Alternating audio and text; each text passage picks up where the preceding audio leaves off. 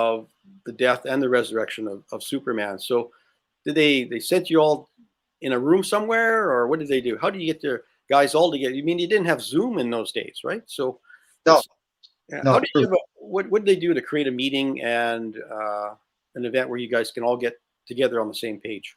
Well, how did that happen? Well, the way it worked was the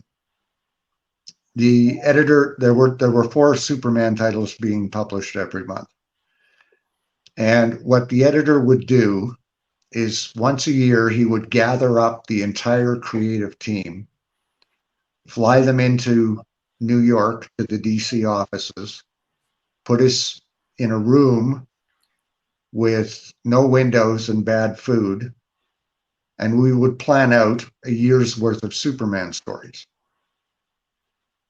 Okay? Pretty archaic, yeah. Yeah. And everybody would have a chance to contribute to these things, which was amazing. It was wonderful. And the year that I was at this particular, we used to call them the super summits. And that year we were actually planning a wedding. Lois and Clark were supposed to get married that year. And we were, I think, 2 days into working out the details of this particular story arc over 4 titles. And we got a call from the Jeanette Kahn, the publisher, through the house phone, to that room, that the wedding was off because of a new TV show that was coming out called Lois and Clark. And it was felt that they weren't going to be married in the TV show, so it would be too confusing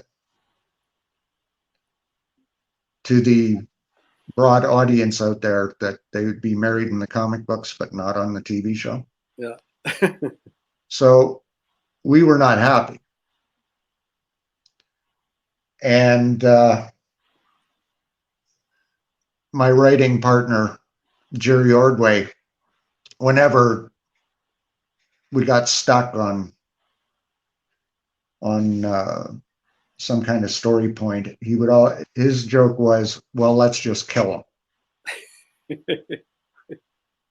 And we laughed because he always said this. And one of the other writers, Roger Stern, I think it was, started going, I wonder how Ma and Pa Kent would react to that, or Lois, or any of the other supporting casts. And as these things do, these ideas start getting batted around, and our editor calls us all to a halt and he says, look, I'm going to have to check upstairs on this. So he phones the publisher back, phones Jeanette back and says, okay, we're, the wedding story is off. We've decided to kill him instead. And she said, okay.